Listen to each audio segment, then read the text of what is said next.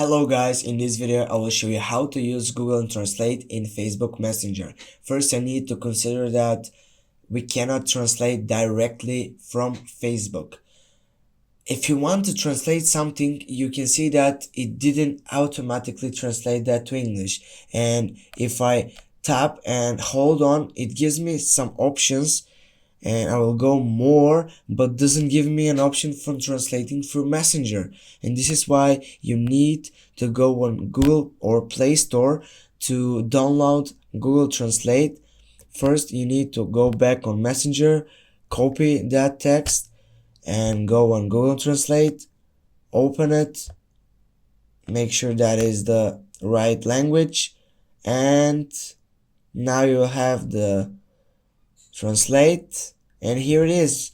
Don't forget to like and leave a comment down below. Have a nice day and see you guys soon.